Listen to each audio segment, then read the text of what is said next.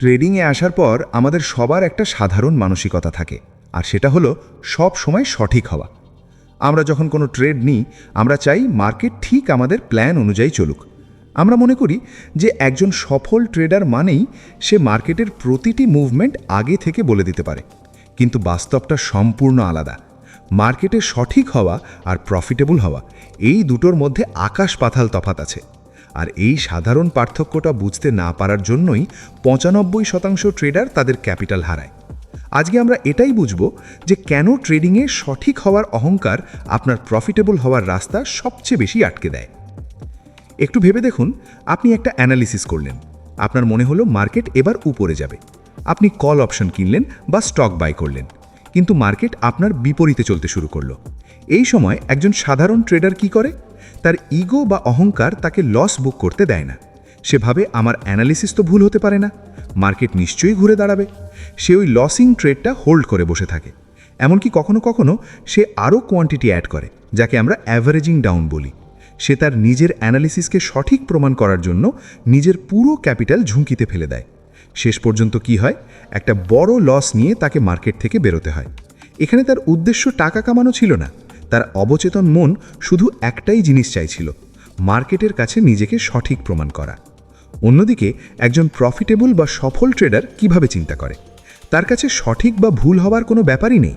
তার কাছে ট্রেডিং হলো শুধুমাত্র প্রবাবিলিটি বা সম্ভাবনার খেলা। সে জানে যে তার অ্যানালিসিস ভুল হতেই পারে। যখন সে ট্রেড নেয়, তখন সে আগে থেকেই ঠিক করে রাখে যে যদি সে ভুল হয় তবে সে কত টাকা লস মেনে নেবে। মার্কেট যখন তার বিপরীতে যায়, সে বিন্দুমাত্র ইগো না দেখিয়ে ছোট্ট একটা স্টপ লস হিট করিয়ে মার্কেট থেকে বেরিয়ে আসে।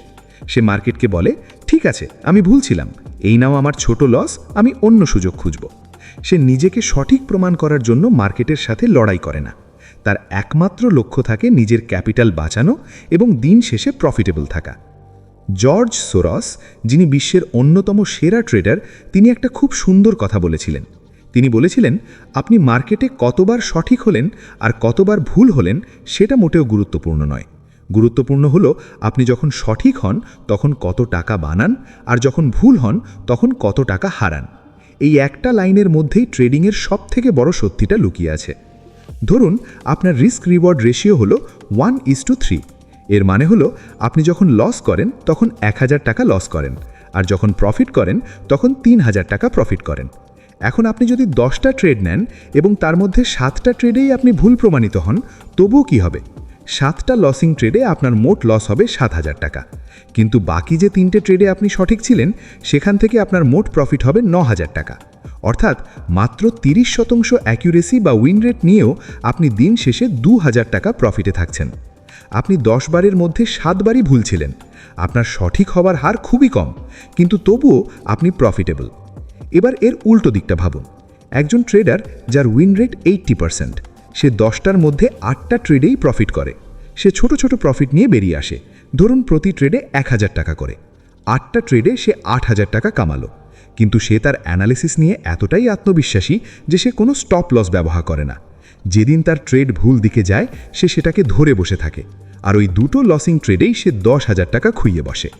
দিন শেষে সে 80% সঠিক হয়েও 2000 টাকা লসে থাকে। এই কারণেই সঠিক হওয়া ট্রেডিংয়ে এতটা দামি আর বিপজ্জনক। ট্রেডিংয়ে ইগো হলো আপনার সবচেয়ে বড় শত্রু। আমাদের সমাজ ছোট্টবেলা থেকেই আমাদের শেখায় যে ভুল করাটা খারাপ। পরীক্ষায় ভুল উত্তর দিলে নম্বর কাটা যায়, কিন্তু ট্রেডিংয়ে ভুল করাটা কোনো অপরাধ নয়, এটা বিজনেসের একটা অংশ মাত্র। লস হলো ট্রেডিং বিজনেসের খরচ।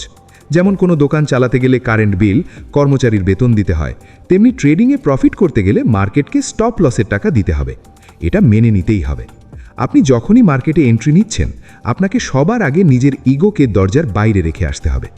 মার্কেট আপনার অ্যানালিসিস অনুযায়ী চলতে বাধ্য নয়। মার্কেটের নিজস্ব একটা ডাইনামিক আছে, আর হাজার হাজার ট্রেডারের ইমোশনের ওপর ভিত্তি করে মার্কেট মুভ করে। আপনি, আমি বা কোনো বড় ইনস্টিটিউশন কেউই মার্কেটকে 100% কন্ট্রোল করতে পারে না। তাই মার্কেটকে প্রেডিক্ট করার চেষ্টা ছেড়ে দিন। তার বদলে মার্কেটের মুভমেন্টের প্রতি রিয়্যাক্ট করতে শিখুন। অনেক সময় আমরা দেখি যে মার্কেট একটা রেঞ্জের মধ্যে আটকে আছে। আমরা অধৈর্য হয়ে আগে থেকেই ট্রেড নিয়ে নিই, এই ভেবে যে এবার ব্রেকআউট হবে। কিন্তু দেখা গেল মার্কেট ফেক ব্রেকআউট দিয়ে আমাদের স্টপ লস হিট করে আবার রেঞ্জের ভেতর ঢুকে গেল। এর কিছুক্ষণ পরেই আসল ব্রেকআউট হলো। তখন আমরা হতাশ হয়ে পড়ি। আমাদের মনে হয় মার্কেট আমাদের সাথে চিটিং করছে। তখন রিভেঞ্জ ট্রেডিং বা প্রতিশোধমূলক ট্রেডিং শুরু হয়। আমরা আমাদের প্রথম অ্যানালিসিস যে ঠিক ছিল সেটা প্রমাণ করার জন্য উল্টোপাল্টা জায়গায় এন্ট্রি নিতে শুরু করি। আর এখানেই সাইকোলজি ভেঙে পড়ে। একজন প্রফেশনাল ট্রেডার এই পরিস্থিতিতে কি করে? সে কোনো রাগ বা হতাশা দেখায় না। তার স্টপ লস হিট হয়েছে, সে সেটাকে স্বাভাবিকভাবে মেনে নেয়। যখন আসল সেটআপ তৈরি হয়, সে শান্ত মাথায় আবার নতুন করে এন্ট্রি নেয়। কারণ তার লক্ষ্য নিজেকে আগের ট্রেডে সঠিক প্রমাণ করা নয়, তার লক্ষ্য হলো বর্তমান সুযোগটাকে কাজে লাগিয়ে প্রফিট করা। আপনি যদি সব সময় সঠিক হওয়ার পেছনে ছোটেন, তবে ট্রেডিং আপনার জন্য একটা মানসিক যন্ত্রণার কারণ হয়ে দাঁড়াবে। প্রতিটা লস আপনার আত্মবিশ্বাসকে ভেঙে দেবে। আপনি রাতে শান্তিকে ঘুমোতে পারবেন না, কারণ আপনি মার্কেটের সাথে একটা ইমোশনাল সম্পর্ক তৈরি করে ফেলেছেন। কিন্তু প্রফিটেবল ট্রেডাররা সম্পূর্ণ আবেগহীন হয়ে ট্রেড করে। তারা রোবটের মতো তাদের প্ল্যান এক্সিকিউট করে, সেটআপ এলে ট্রেড নেয়, টার্গেট এলে প্রফিট বুক করে, আর স্টপ লস এলে বিনা তর্কে লস মেনে নিয়ে স্ক্রিন বন্ধ করে দেয়। আপনাকে একটা কথা সব সময় মাথায় রাখতে হবে, ট্রেডিং কোনো আইকিউ টেস্ট নয়। এখানে আপনাকে সবচেয়ে বুদ্ধিমান বা সবচেয়ে দূরদর্শী হতে হবে না, এখানে আপনাকে সবচেয়ে বেশি ডিসিপ্লিনড হতে হবে। আপনার ট্রেডিং সিস্টেম বা স্ট্র্যাটেজি আপনাকে যা বলছে, আপনাকে ঠিক সেটাই করতে হবে। আপনার যদি সেটআপ বলে যে এখন মার্কেট থেকে বেরিয়ে যাওয়া উচিত, তবে আপনাকে সাথে সাথে বেরিয়ে যেতে হবে, আপনার মন বা ইগো যাই বলুক না কেন।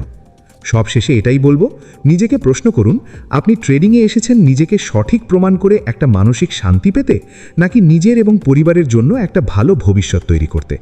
যদি আপনার উত্তর দ্বিতীয়টা হয়, তবে আজ থেকেই সঠিক হওয়ার নেশা ছেড়ে দিন। লস বুক করাকে অভ্যেসে পরিণত করুন। ছোট লস নিতে শিখুন। ভুল হলে সেটা সাথে সাথে স্বীকার করে নিন।